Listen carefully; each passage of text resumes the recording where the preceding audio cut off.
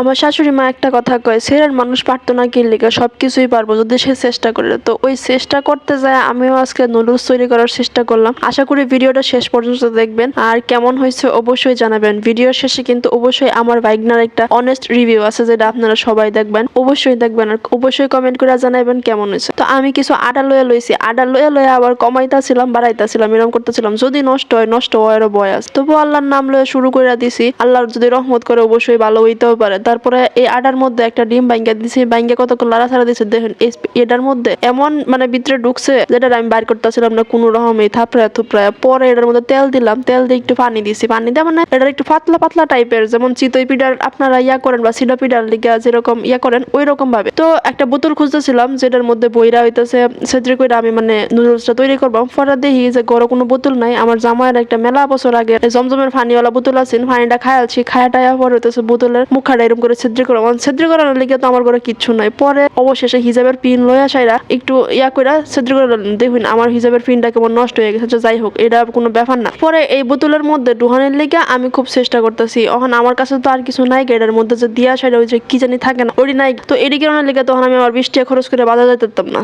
তখন বুদ্ধি বার করছে চামচ দিলাম, ওখান দিয়ে চামচ দেওয়া পরে না, পরে আর কি করবো। তো বুদ্ধি থাকলে কথা আছে, শ্বশুরবাড়ি যাওয়া যায়। তখন মনে মনে ভাবলাম আমি তো শ্বশুরবাড়িতে আমার বিয়ার আগে একবার গেছিলাম, তো যাই হোক গা, এটার কোনাটা হইতেছে এরকম করে কাইটটা লইলাম, কাগজ বাইর করছি মনে মনে, বাইর করে এটার কোনাটা কাইটটা পরে যে কেক জামনে বানায় আর কি, কেকের যে ইয়াগুলা থাকে ওটার মতো করে বুদ্ধি করে বানাইছি। তো আমার একটু বুদ্ধির ইয়া হয়ে গেছে যে কোনাটা আগে না কাইটটা যদি সবটা লইয়া হাইরা পরে কোনাটা কাটতাম তো আরো সুন্দর হয়ে ফল হলো। যাই হোক, এটা তো হইছে, সব জায়গাতে একটু একটু বুদ্ধি খরচ করে চললে টেহাডি কম লাগে আর কি। এটার মধ্যে হইতেছে একটু তেল দিলাম, ওটা হচ্ছে রুটি বাজার করা। এটার মধ্যে একদিন আমি হইতেছে শীতলের পিঠা বানাইছিলাম, যার কারণে এটা এরকম পুইরা গেছে। একদিন না 2-3 দিন বানাইছিলাম, এর লিগে এই দাগটি উঠতেছে না, এত কষ্ট হয়েছে আমার। এই যে দেখুন এখন আমি কিন্তু ডাইলা দিছি এরকম করে সুন্দর করে, আপনি আপনার মতো ঘুরায় ঘুরায় লম্বা লম্বা তেরা তেরা আপনারা যেমনে খুশি এমনি বানাইতে পারেন। এই যে এখন কিন্তু আমি একটা গুলো বানাইতেছি, তো এমনি করে আপনারা নুডলস বানাইতে পারবেন। আর দেখেন 2 মিনিটও লাগতেছে না, কয়েক সেকেন্ডের ভিতরে নুডলস তৈরি হয়ে যেতেছে। তো আমার খুব মজা লাগতেছে না। যাই হোক, আমার নুডলস তৈরি হইতেছে। এখন জানি না এটা খাইলে কি পেট খারাপ করবো কিনা। আমার জামাই কয় কি এটা আমি জীবনেও খাইতাম না যদি পেট খারাপ হয় আমার। তো আমি করলাম আচ্ছা না খাও, আমার বাইক না আইতাছে, পেট খারাপ হইলে হেটার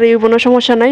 দেখছেন আপনার এটা কেমনে উঠতে যেতেছে, এই যে দেখেন কত সুন্দর কত্তুরি নুডলস হয়ে গেছে। কেউ কি কইবো এই ডিজাইন বানাইছি। পরে কিছু গাজর কাইটটা কুচি কুচি করে সিদ্ধ করে লইছি, কারণ এই নুডলস দিলে সরাসরি এমনি সিদ্ধ হইতো না। ওইটা আপনারা ওইভাবে নুডলস রান্না করতে পারবেন, সমস্যা নাই। আমিও এবার রাঁধছি, আমি আমার মতো করে রাঁধছি, আপনারা আপনার মতো করে রাঁধবেন। তো রান্নার মধ্যে যদি ভুল ধরেন তাহলে অবশ্যই কমেন্ট করবেন যে কোনটা ভুল হয়েছে, কোনটা আগা পরে দিলে ভালো হয়। আপনারা তো আবার বিরাট ভুল ধরতে পারেন। তো আমি আমার মতো করে নুডলসটা রাঁধছি আর কি। তো ডিম দিয়ে আলছি, ডিম দিয়ে আমি একটা মশলা দিয়েছি, মশলাটা হইতেছে ওই যে ইয়ার পাওয়া যায় ওই মশলাটা ব্যবহার করছি। নুডলসের যেহেতু এটার কোনো মশলা নাই, তো একটু টেস্ট বাড়ানোর লিগা ম্যাগি মশলার ম্যাজিক যে মশলাটা পাওয়া যায় ওটার 2 প্যাকেট ব্যবহার করছি আর কি, একটু একটু করে। তো মশলাটা দিয়ে ভালো করে লাইরা সাইরা লইতাছি। পরে আমি দিয়া বাড়িতে থাকতেও আমি ইউটিউব দেখে মেলা কিছু রান্তাম, যে একটু ভালো হইতো না, মাঝে মধ্যে ভালো হইতো। আমার আম্মা খায়া কোনো সময় কয় নাই যে একটা জিনিস খারাপ হয়েছে, সব ঠিক হইতো, ভালো হয়েছে। আর কেউ না খাইলো আম্মা খুব মজা করে খাইতো। টমেটো আর ক্যাপসিকাম দেখা গেল, আপনারা পরে করবেন কি না কিতা দেওয়া দিচ্ছে সবুজ আর হলুদ। তো হলুদ ক্যাপসিকামটা আমি খুঁজছিলাম নাইগা, জামাই কইছে যাই হোক কিছু আর করার নাই, এটি দিয়ে রান্ধন লাগবো। আসলে সেরাইন পারে না, এটা আমিও এখন মানি যে আমি রান্নার জানতাম না ভালো করে। রান্না দেখলেও আমার কষ্ট লাগতো যে এটা কেমনে ভাই অত সময় লইয়া রান্ধে। আর এখন আমার রান্ধতে মজাই লাগে। ভাবতেছি এরকম নতুন নতুন রেসিপি লইয়া এক্সপেরিমেন্ট করবো আর আমার জামাইয়ের উপরে দিয়ে বাসটা দিব। তো আপনারা যদি চান আমার জামাইয়ের উপরে বাসটা দেয় তাহলে কিন্তু অবশ্যই কমেন্ট করবেন, যে যাতে আমি নতুন নতুন রেসিপি আমার জামাইরা কইরা খাওয়াই এবং আপনারা লোকেও শেয়ার করি। পরে কিন্তু আমি গাজরটি দেওয়া দিয়েছি, দেখতে দেখছেন কি সুন্দর একটা কালার হয়েছে। সবকিছু সিদ্ধ হইলো, ক্যাপসিকামটা এত বেশি সিদ্ধ হইতেছিল না, যার কারণে আমি একটু ঢাকনা দিয়ে ঢাকিয়ে দিয়েছিলাম কিছুক্ষণের লেগে। ছোট একটা ঢাকনা হাতের কাছে পাই, ছেড়ে দিয়ে ঢাকিয়ে দিয়েছি। পরে কিন্তু ওই নুডলস গুলা যেগুলো আছেন বেগটি ডাইলা দিচ্ছি, ডাইলা কতক্ষণ লাড়াছাড়া দিতেছিলাম, সাথে একটু মশলাও দিয়ে দিয়েছি। আবার পরে এই যে